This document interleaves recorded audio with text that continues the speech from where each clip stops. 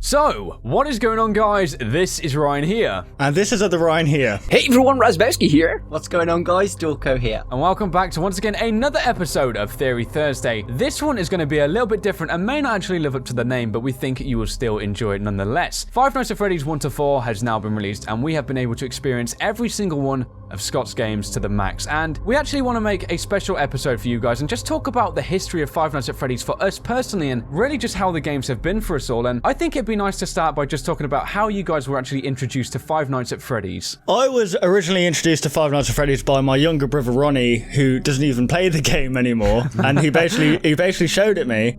I thought, like, at first, obviously the gameplay is, like, absolutely horrific and it scared the absolute balls off of me. But, I don't know. Then I started searching it up because I was trying to beat one of the nights, and I started coming across the lore of the game and the theories. And I was like, does this game really have that much depth? And when I started looking into it, I was like, oh my God, this is incredible. And that's how I was introduced. Like, I saw loads of people talking about it on Twitter. Like, a butt ton of people were just like, Five Nights at Freddy's this, Five Nights at Freddy's that. I was like, what the hell is this? It sounds like some kind of child's weird tea party kind of thing. Five Nights at Freddy's, we'll go have a picnic, all that kind of thing. Then I found out it was a horror game because I think somebody like Markiplier are playing it. So I watched that video, and then I was like, holy ass, this looks like a good game. It looks scary, and I'm a big Freddy cat, a big puss cat, and I just don't like horror stuff in general. But I started playing it, and I was like, I need to record this. I need to record this for my channel, and it took off, and I absolutely loved it. That first Bonnie jump scare just it made. It's just, you just can't, I just can't forget that first jump scare. It was absolutely incredible, and the love of it just spawned from there. And it wasn't until I completed the game that I actually started to look into the background of it and into the lore and stuff as well, just before I think Five Nights at Freddy's 2 came out. And it was just so interesting. It was really cool. Yeah, I'll be original. I'm joking. I watched Markiplier play it, and then I'm pretty sure he put the link of the game in the description. I think it was on IndieDB. That's it, what he always has been on. And then I watched the trailer. I thought, oh my God, this is awesome. Because I didn't do YouTube then. I was just a Twitch streamer. Yeah. So I got it on, I think it's called Dashura, and I... Yeah, that's it, yeah. Yeah, that's what I got it on, I streamed it, and then that was it. I thought it was just the game, and then Game Theory made a video, and it was like, oh God, okay. I never noticed the news articles in the right corridor, and the Easter eggs and stuff like that, and I got really into it. Then FNAF 2 came out, and then I started to do YouTube videos then, because Bushell said the first time you found me was the Shadow Freddy Shadow Bonnie. You know, it's just weird it's weird to think about because of Five Nights at Freddy's. I'm here with you guys today. It's crazy. That's freaking awesome. For me personally, it was actually it's quite a weird story, and I don't think anyone else probably found it the same way as me, but if you guys don't know, me and other Ryan, we actually know Yami Mash personally, and it was around about a year ago we used to play poker quite a lot with him, and it was actually on one of those nights where it was quite a tight game and we were playing for a long time. There was just two people left in the game, and Aaron seemed extremely anxious to kind of get away, and he wanted to Twitch stream. He used to love doing that, and well, he does it quite a lot still now, and it was actually from that point on I realised he was playing Five Nights at Freddy's, and I searched into it a little bit. I played the Five Nights at Freddy's one, but I didn't think too much of it. It was actually when other Ryan actually made a video. It was, I think he found an Easter egg. Which one was it? It was the Shadow Bonnie Easter egg. No, it was the Eyeless Bonnie Easter egg. That's kind of the Shadow Bonnie. I think it's known as both those things, but I think from that point on I got really interested, and I think a lot like Lewis as well, I looked at the game theory stuff, and I think the first theory I ever did on the channel was how the marionette is the cause of everything. And kind of from that point on, I think I explored quite deep into that one. And yeah, as I said, from that point on, I was just hooked, and we kept going and going. And when we made when the Five Nights at Freddy's 3 trailer came out, we made the top 10. We realized how many people love the game, and it just spawned a love inside of us, and we just kept going with it. And it's just crazy to think how, like, because YouTube pretty much made that game explode. Me and you, obviously, the first person we know to play it was Aaron Yami Mash, who's the first big YouTuber we know to play it, and then obviously Markiplier knows Yummy Mash, so Markiplier played the game as well. Went through the grapevine, really, didn't it? And then exactly, it exploded, and then I think it was the game theorist who summoned the lore behind the game. It was Markiplier who kind of uplifted the game, and Matt who lifted up the theory side to it, and kind of inspired us all, I guess, to have a look and go Easter egg hunting. It was freaking awesome. Yeah, I want to know actually what was because Ryan's just said that the marionette was his first theory video. What was your twos? Mine was when the now he has to think. when the puppet was announced. Like, do you remember that? Remember that teaser image? So I remember that. Yeah, I did a speculation video on who this guy might be. Mm-hmm. Okay, I can't remember if it was true or not. Probably complete bull. But see, I didn't actually go on Scott Games back then, so because I didn't know it existed. I didn't know it was a massive thing behind it. Like, you look back now, and there's loads of YouTubers like doing what we done, like exploding with excitement that there's another teaser. But I think the first theory I done, oh god, what was it? I think it was that the purple it was a kind of ridiculous one. The purple car actually ran over the kid, and it was him who had his frontal lobe bit off. and because of that he went crazy and killed 5 children. Oh, okay. It's got some depth to it. Yeah, you look back at those theories as well, and you can kind of laugh at them, but at the same time they're great to watch back again, because it kind of shows where everything began for you, really, wasn't it? And the progression in the storyline as well, because back at that point we only had 2 games to go off of. We've got 3 now, so we're like, oh, that's stupid, but it's only because Scott's filled in. Raz, it came out a few weeks ago. What? 5 Nights at Freddy's 4's out? Yeah. Sorry, lads, I've got to go make some videos.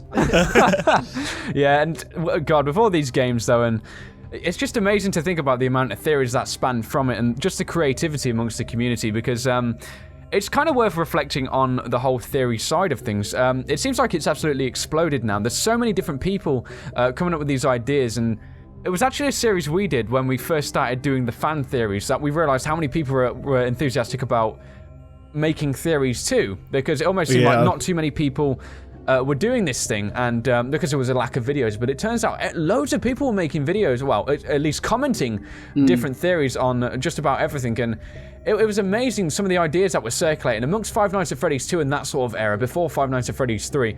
I think that was probably the most speculative time for the game series as a whole. Yeah, I mean, see, the thing is, like, Scott has literally created an amazing community. We've all met each other. We've got, Smite, Zombie Wars, everyone, like, we're all a massive community at the end of the day. Yeah. And I don't know, it's when people kind of say, what are you going to do after Five Nights at Freddy's, because we're all primarily known for Five Nights at Freddy's. It's like, it doesn't matter, because we're all going to stick together. We've created this community, and this community is going to shift as one together. Yeah. We're, it's, I don't know what to call it, FNAF army or something, I don't know. But like, we're all going to stick together, and we just got to thank Scott for that, because he's truly created something amazing. Yeah, absolutely. We've got the skydive next month, folks. Yeah, that's going to be an absolute amazing experience, and it's all because of Five Nights at Freddy's as a whole that we're really open to all these opportunities, because it was kind of a dream, I think, for all of us. I mean, what were your guys' goals by the end of this year? Did you actually have goals for your channels originally? I think I was like 20k. Yeah, that was 50k. I think, and we were really pushing it at that point. We thought, and when I started October, I wanted 1k by December. Well, you smashed that. Wow! Man. It's just amazing. Like, there's so many theorists out there, and so many people who love the game, and it's been an amazing experience, and it's not over yet. I'm saying it like it's finished. I mean, there's so much more to go still, and the film, the film. Oh gosh, the film's got loads of stuff and depth to it, and. It appears Scott isn't quite done with the franchise too. I mean, we've got Halloween ahead of us too. We're going to find out what's going on then. But, the experience so far has just been thrilling, to say the least. Definitely. So we spoke about the history of Five Nights at Freddy's for us all, and now we actually want to speak about what our favourite game has been throughout the entirety of the games we've seen so far. Ooh, that's a very tough one. I thought it might be for you. Yeah. It's got to be, I don't know, it's got to be the first one, because the first one it brought the love out of the whole thing. If it wasn't for the first one, there wouldn't be a second one, there wouldn't be a third one, there would definitely not be a fourth one. So definitely number one, due to just the sheer terror and the tenseness of playing the game. Yeah, Like, just the newness of the whole experience, isn't it? Yeah. Like, you didn't know when there's even opening the doors and shining the lights to see if they're there. That scared the hell out of me. So getting actually jump scared by those guys, oh, it's terrifying. Really terrifying.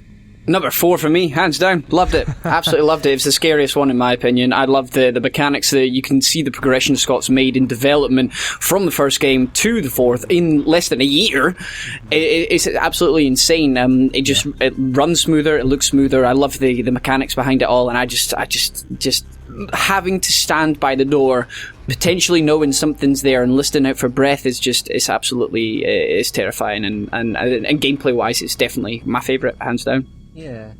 I, for one, liked them all equally. I think each game had some positives, each game had some negatives, but through all of them, each one's, for me, are completely different than each other, you know? Which I liked, definitely. So, because they all had different mechanics you needed to do, and they all had a different, like, story background as well. Like, you know, so it was never stale, and that's what I really liked about it.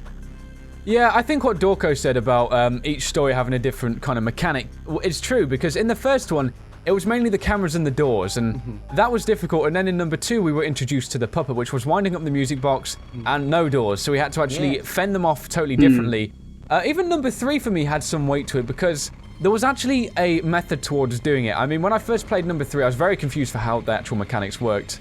It was a weird game. But it kind of used the whole the sound system a little bit more to a degree, and you had to really look at the cameras more than actually holding them down to save the power. And then, while number 4 was just a totally different experience altogether, you had to wear your headphones, and wow, it was the first game in the franchise that cranking up the volume was actually a necessity, and you were actually encouraged to do so. I mean, it was always nice to kind of cower and turn the volume down, because you had to turn it back up. It created that fear factor. So I think for me personally, it's possibly a tie between numbers 1 and 4. I mean, 4 was good, but I think, as Ryan said as well, just the terror that number 1 introduced, because it was a totally new experience, and we were finally introduced to the crew.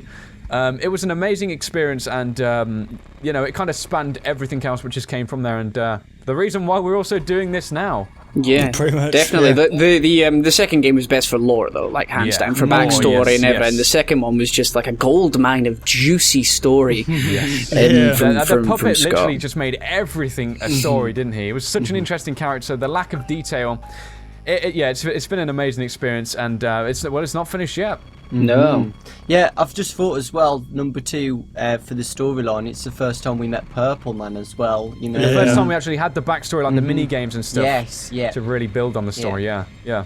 So there we have it, guys. Hopefully you did enjoy this discussion, looking at the history for us personally of Five Nights at Freddy's. We do hope you did enjoy this episode, and if you did, be sure to comment down below any of your thoughts on what we discussed, and also comment your history of Five Nights at Freddy's down below. Yeah, and if you guys did enjoy this video, why not leave a like rating down below, and if you're new to any of our channels, why not subscribe for more interesting videos like this, and also some gameplays. So thank you very much for watching the video, guys. We really hope you did enjoy, and we'll, of course, see you on the next one on all of our channels. Bye. Come on, guys. Bye.